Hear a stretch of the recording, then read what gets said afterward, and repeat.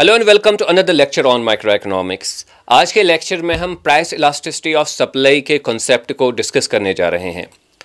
जब हम term elasticity of supply use करते हैं तो इसका मतलब होता है price elasticity of supply. So both these things mean the same thing generally. तो दो चीज़ों पे आज के लेक्चर में हम फोकस करने जा रहे हैं। एक है कि प्राइस इलास्टिसिटी ऑफ सप्लाई का मतलब क्या है, इसकी मीनिंग क्या है, या इसको हम कैसे डिस्क्राइब या डिफ़ाइन कर सकते हैं। और दूसरा ये कि प्राइस इलास्टिसिटी ऑफ सप्लाई चूँकि ये एक मेजरमेंट है, इसके लिए हम कौन से मेथड्स यूज़ करते हैं मेजर करने के लिए। तो ये दो चीज़ों पे हमारा फोकस रहेगा। हालांकि this lecture will be followed by एक या दो और लेक्चर्स जो प्राइस इलास्टिसिटी ऑफ सप्लाई पे ही होंगे। तो आज का लेक्चर हम स्टार्ट करेंगे सप्लाई स्केड्यूल से। चूँकि जो प्राइस इलास्टिसिटी ऑफ सप्लाई का जो कॉन्सेप्ट है it is related with change in price और चेंज इन क्वांटिटी सप्लाइड। तो जो हमारा सप्लाई स्केड्यूल होता है वहाँ पे ये दोनों चीज़ें हमें नज़र आती है, बल्कि वहाँ पे ही इनको हम जो है देखते हैं। तो ये आपके सामने एक सप्लाई स्केड्यूल है और यहाँ पे आप देख सकते हैं कि 2 के प्राइस पे जो क्वांटिटी सप्लाइड है वो 0 है, 3 के प्राइस पे क्वांटिटी सप्लाइड जो है वो 1 है, 4 के प्राइस पे क्वांटिटी सप्लाइड 2 है और फिर 10 के प्राइस पे जो क्वांटिटी सप्लाइड है वो 8 है। तो पूरा कॉम्बिनेशन प्राइसेस और उनके अगेंस्ट जो क्वांटिटी सेल हो रही है उसका दिया गया है इन सप्लाई स्केड्यूल। अब सप्लाई स्केड्यूल को अगर हम एक ग्राफिकल शेप देंगे, इसको हम ये डेटा हम ग्राफ में डालेंगे तो हमारी सप्लाई कर्व बनती है। तो ये चीज़ें हमने पहले ही डिस्कस की हुई है। तो ये आपके सामने एक सप्लाई कर्व है। और जब हमने price elasticity of supply study करना होता है, या तो हमारे सामने एक सप्लाई स्केड्यूल होगा या फिर हमारे सामने एक सप्लाई कर्व होगी। तो इसलिए मैंने इनको पहले इंट्रोड्यूस यहाँ पे किया। अब देखिए प्राइस इलास्टिसिटी ऑफ सप्लाई के कॉन्सेप्ट को अंडरस्टैंड करने के लिए अगर आप यहाँ पे फोकस करेंगे, जो हमारा लेफ्ट कॉलम है यानी कि जो प्राइस का कॉलम है, वहाँ पे हम देख रहे हैं कि हमारा प्राइस जो है वो चेंज हो रहा है। और राइट वाले कॉलम में जहाँ पे क्वांटिटी सप्लाइड है, क्वांटिटी सप्लाइड ऑफ एक्स है, तो वहाँ पे हम देख रहे हैं कि क्वांटिटी जो है वो चेंज हो रही है, क्वांटिटी सप्लाइड चेंज हो रही है। तो ये जो चेंज है प्राइस में और क्वांटिटी सप्लाइड में, चेंज को हम दो तरीक़ों से मेजर कर सकते हैं। एक है हम एब्सोल्यूट चेंज मेजर करेंगे, जैसे कि प्राइस पहले 2 था, अब ये 3 पे चला गया तो 1 यूनिट प्राइस में इजाफा हो गया, या 2 प्राइस था तो 4 हो गया तो 2 यूनिट्स इसमें इजाफा हो गया। तो ये एक तरीका है चेंज मेजर करने का, जिसको हम एब्सोल्यूट तरीका कह सकते हैं, एब्सोल्यूट मेथड कह सकते हैं। दूसरा तरीका ये है कि हम परसेंटेज के हिसाब से देखेंगे चेंज कितना आ गया, चाहे वो प्राइस हो चाहे वो क्वांटिटी सप्लाइड हो। तो अभी अगर 2 का प्राइस है, हम 3 के प्राइस पे चले जाते हैं, तो हम जब इसकी परसेंटेज वाइज हम देखते हैं कि कितना चेंज आ गया, तो इट इज़ 50% चेंज आ गया प्राइस में। इसी तरह अगर 2 का प्राइस है, हम 4 पे चले गए तो फिर 100% चेंज आ गया प्राइस में। जब हम प्राइस इलास्टिसिटी ऑफ सप्लाई की बात करते हैं तो बुनियादी तौर पर हम ये देखते हैं कि प्राइस चेंज होने की वजह से क्वांटिटी सप्लाइड में कितना चेंज आ गया। क्योंकि अब हम परसेंटेज हिसाब से प्राइस चेंज को मेजर कर सकते हैं और फिर परसेंटेज हिसाब से हम परसेंटेज टर्म्स में हम क्वांटिटी सप्लाइड को भी जो है वो मेजर कर सकते हैं। तो जो हमारा इलास्टिसिटी का कॉन्सेप्ट है उसमें यही परसेंटेज मेथड यूज़ होता है और इसी चेंज को हम मेजर करते हैं। अब हम आते हैं जो हमारा कॉन्सेप्ट है प्राइस इलास्टिसिटी ऑफ सप्लाई का। तो आपके सामने ये फॉर्मूला है और ये आपको बताती है कि प्राइस इलास्टिसिटी ऑफ सप्लाई का मतलब क्या है और ये हमें क्या बताती है और इससे हम क्या मेजर करते हैं एक्चुअली। तो price elasticity of supply PES हम इसके लिए लिख सकते हैं, और it is equal to percentage change in quantity supplied divided by percentage change in price. तो जब हमने ये दिखाना होता है कि किसी चीज़ की वजह से, किसी वेरिएबल की वजह से दूसरा वेरिएबल चेंज हो गया, तो जो यहाँ पे इंडिपेंडेंट वेरिएबल होता है यानी कि जिसकी वजह से चेंज आती है उसको हम नीचे रखते हैं डिनोमिनेटर में, और जिसमें चेंज आती है पहले वेरिएबल की वजह से उसको हम डिपेंडेंट वेरिएबल कहेंगे और उसको हम न्यूमरेटर में रखते हैं। तो इसलिए percentage change in quantity supplied, क्योंकि क्वांटिटी में प्राइस की वजह से चेंज आता है, इसको हम न्यूमरेटर में रखते हैं और डिनोमिनेटर में हम परसेंटेज चेंज इन प्राइस रखते हैं। तो जब हम ये मेजरमेंट करते हैं, ये प्रोसेस देखते हैं, ये चीज़ हम देखते हैं, तो इसके लिए जो नाम रखा गया है वो है प्राइस इलास्टिसिटी ऑफ सप्लाई, क्योंकि यहाँ पे हम यही देखते हैं कि प्राइस चेंज होने की वजह से क्वांटिटी सप्लाइड में कितना चेंज आ गया, और जो चेंज हम मेजर करते हैं वो परसेंटेज के हिसाब से चेंज हम मेजर करते हैं।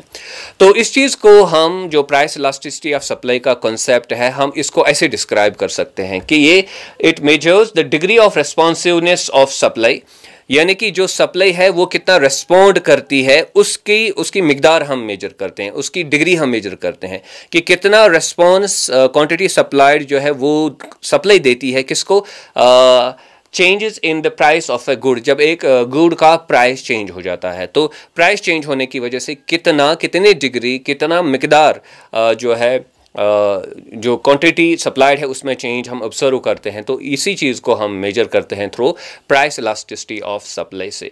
अब देखिए, ये जो प्राइस इलास्टिसिटी ऑफ सप्लाई का कॉन्सेप्ट है, अब हमने ये समझा कि इसमें हम बेसिकली दो चीज़ों के बारे में मेजरमेंट करते हैं। प्राइस की वजह से देखते हैं कि क्वांटिटी सप्लाइड में कितना चेंज आ गया, लेकिन दोनों को हम परसेंटेज वाइज जो है वो मेजर करते हैं। अब ये जो प्राइस इलास्टिसिटी ऑफ सप्लाई जो मेजर करने के तरीके हैं वो दो है। एक है हमारा परसेंटेज मेथड, जिसको अभी मैंने इंट्रोड्यूस थोड़ा बहुत किया, और दूसरा है हमारा जियोमेट्रिक मेथड। आज के लेक्चर में हम बस परसेंटेज मेथड पे फोकस करेंगे, और आने वाले लेक्चर में भी हम इस पे फोकस करेंगे, फिर फाइनली हम जियोमेट्रिक मेथड पे फोकस करेंगे। देखिए, ये जो परसेंटेज मेथड है, इसमें हम यही देखते हैं कि percentage change in quantity supplied divided by percentage change in price. और यहाँ पे ये भी आप याद रखिए कि हमने लिखा price elasticity of supply PES, इसके लिए हम सिंपली ES भी लिख सकते हैं, which means elasticity of supply. तो वो चीज़ आप समझ सकते हैं। अब यहाँ पे ये चीज़ फोकस करना है कि परसेंटेज चेंज हम कैसे मेजर करते हैं। जब हमने परसेंटेज चेंज मेजर करना होता है, तो हम देखते हैं कि चेंज आ गया, जो फाइनल वैल्यू है उसको माइनस करते हैं इनिशियल वैल्यू से, divided by initial value multiplied by 100, जैसा कि आप यहाँ पे देख सकते हैं। या हम ये कह सकते हैं कि it is actually we are measuring change divided by initial value multiplied by 100, जो राइट साइड पे हमने लिखा है। तो इस तरीके से परसेंटेज चेंज हम मेजर करते हैं। अभी अगर हमने अब परसेंटेज चेंज मेजर करना हो क्वांटिटी सप्लाइड में, तो कैसे करेंगे? हम देखेंगे कि फाइनल क्वांटिटी क्या है, फिर इनिशियल क्वांटिटी क्या है, divided by initial quantity multiplied by 100। या हम सिंपली कहेंगे change in quantity divided by initial quantity multiplied by 100। और इसी तरीके से हम प्राइस में भी परसेंटेज चेंज जो है वो मेजर कर सकते हैं। अब देखिए, तो फिर जो हमारी फॉर्मूला है कि percentage change in quantity supply divide by percentage change in price, तो उसको हम इस तरीके से लिख सकते हैं QF quantity final minus quantity initial divided by quantity initial multiplied by 100, then PF minus PI। PF का जो F है वो फाइनल के लिए हम यूज़ कर रहे हैं, I इनिशियल के लिए हम यूज़ कर रहे हैं। PF minus PI divided by PI multiplied by 100। ये चीज़ आप अब समझ सकते हैं।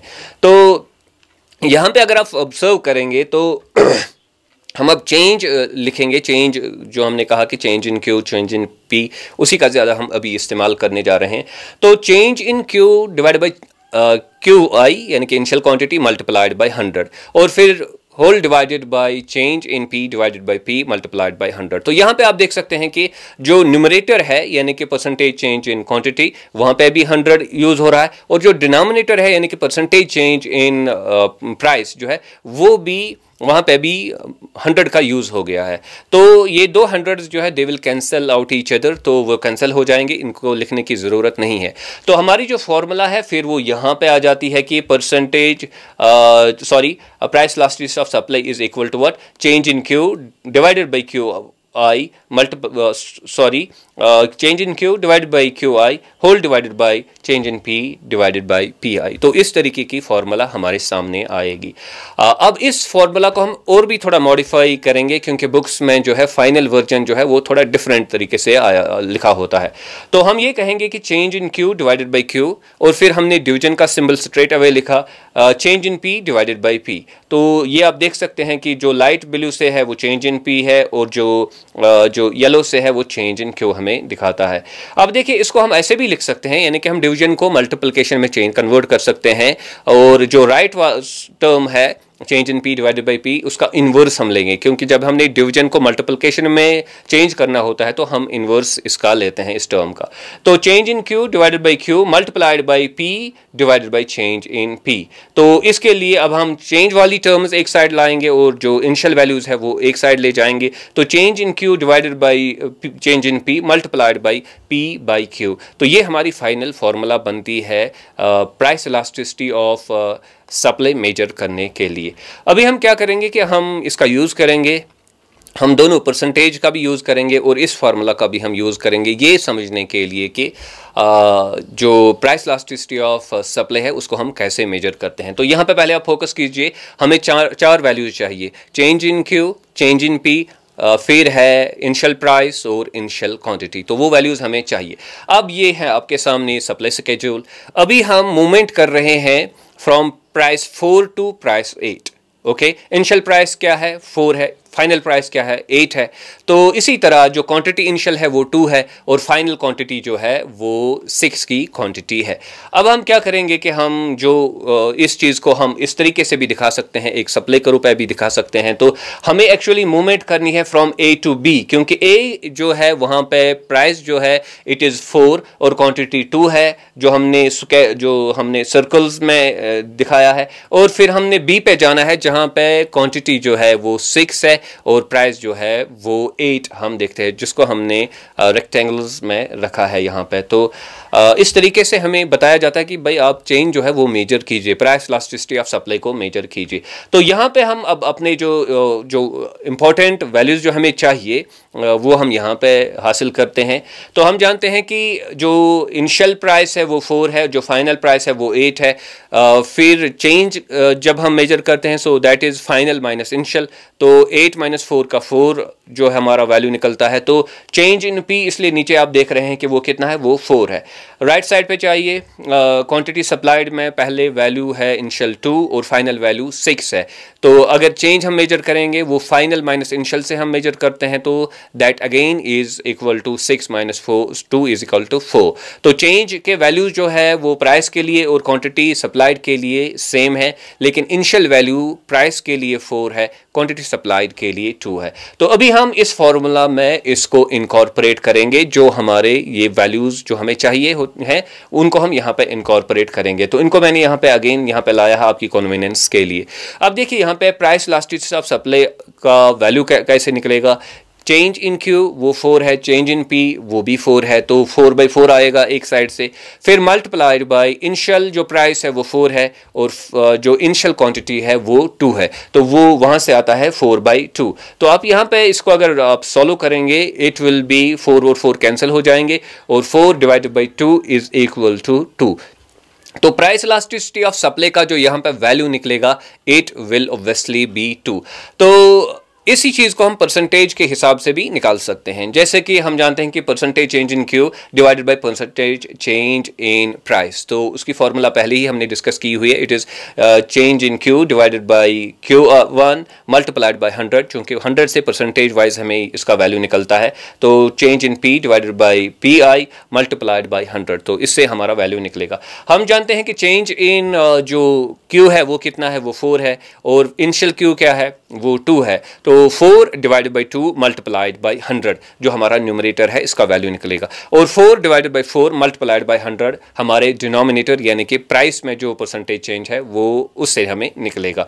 तो फिर जो अभी अगर इसको हम सॉल्व करेंगे 4 डिवाइडेड बाई 2 का वैल्यू 2 है मल्टीप्लाइड बाई 100, तो 200 निकलेगा न्यूमरेटर, और डिनोमिनेटर में निकलेगा 4 divided by 4 that is equal to 1 multiplied by 100, वो 100 निकलेगा। तो 200 बाई 100 हमारा वैल्यू निकलेगा प्राइस इलास्टिसिटी ऑफ सप्लाई का। तो इसका मतलब यह है कि अगर आप 100% चेंज ला रहे हैं प्राइस में, तो इसकी वजह से जो चेंज हम देख रहे हैं क्वांटिटी सप्लाइड में वो 200% है। इसको अगर हम थोड़ा और सॉल्व करेंगे तो ये 2/1 निकलेगा इसका वैल्यू। अगेन इट मीन्स कि अगर आप 1% चेंज ला रहे हैं प्राइस में तो there is 2% change in quantity supplied. तो हम सिंपली लिखेंगे इसके लिए वैल्यू जो निकलेगा प्राइस इलास्टिसिटी ऑफ सप्लाई का वो 2 हम लिखेंगे, एंड इट इम्प्लाइज कि जब आप 1% चेंज ला रहे हैं प्राइस में तो 2% चेंज आप ऑब्जर्व करेंगे इन दिस केस इन जो क्वांटिटी सप्लाइड है। तो यहाँ पे हम थोड़ी इसकी समरी पेश करेंगे कि सिचुएशंस किस किस्म की हो सकती है। देखिए, हम जानते हैं कि प्राइस इलास्टिसिटी ऑफ सप्लाई का वैल्यू निकालने के लिए हमने न्यूमरेटर में लेना होता है percentage change in quantity supplied और डिनोमिनेटर में लेना होता है परसेंटेज चेंज इन प्राइस। अब देखिए, तीन कंडीशंस हो सकती है। जो न्यूमरेटर है वो डिनोमिनेटर से बड़ा हो सकता है, जो न्यूमरेटर है वो डिनोमिनेटर के बराबर हो सकता है, जो न्यूमरेटर है वो डिनोमिनेटर से छोटा हो सकता है। तो फिर उसी तरीके से हमारा जो प्राइस इलास्टिसिटी ऑफ सप्लाई का वैल्यू जो है वो उसी तरीके से सामने आ जाएगा। तो ये तीन कंडीशंस मैंने यहाँ पे रखी है। अगर प्राइस इलास्टिसिटी ऑफ अगर percentage change in quantity supplied जो है वो ज़्यादा होगी in comparison to percentage change in price, जो अभी हमने केस देखा, तो न्यूमरेटर ज़्यादा है डिनोमिनेटर कम है, तो then price elasticity of supply will be greater than 1, क्योंकि न्यूमरेटर अगर ज़्यादा होगा डिनोमिनेटर कम होगा तो वैल्यू 1 से ज़्यादा आएगा। अगर ये दोनों बराबर होंगे, percentage change in quantity supplied और परसेंटेज चेंज इन प्राइस, तो न्यूमरेटर भी उतना है डिनोमिनेटर भी उतना है, तो वैल्यू 1 निकलेगा। और अगर percentage change in quantity supplied less होगी in comparison to percentage change in price, तो न्यूमरेटर कम है डिनोमिनेटर ज़्यादा है, तो वैल्यू जो निकलेगा वो 1 से कम निकलेगा। तो इस तरीके से हम ये समझ सकते हैं कि इलास्टिसिटी ऑफ सप्लाई जो है उसका वैल्यू 1 से ज़्यादा कब होगा, 1 कब होगा, यानी यूनिटरी कब होगी, और 1 से कम कब होगा, किन सिचुएशंस में ये वैल्यूज़ हमारे सामने होंगे। आई होप कि जो बेसिक कॉन्सेप्ट है प्राइस इलास्टिसिटी ऑफ सप्लाई का वो आपने अच्छे से अंडरस्टैंड किया होगा इस लेक्चर के थ्रू। और इसके बारे में अभी हमने ये देखना है कि जब हमारे पास different types of supply curves होती है तो वहाँ पे जो है प्राइस इलास्टिसिटी ऑफ सप्लाई के वैल्यूज़ कैसे डिफ़र करेंगे या किस तरीके के वैल्यूज़ होंगे। तो वो सिचुएशंस, 2-3 सिचुएशंस हम आने वाले लेक्चर में डिस्कस करने जा रहे हैं। Do subscribe to my YouTube channel Nest Economics. Thank you very much.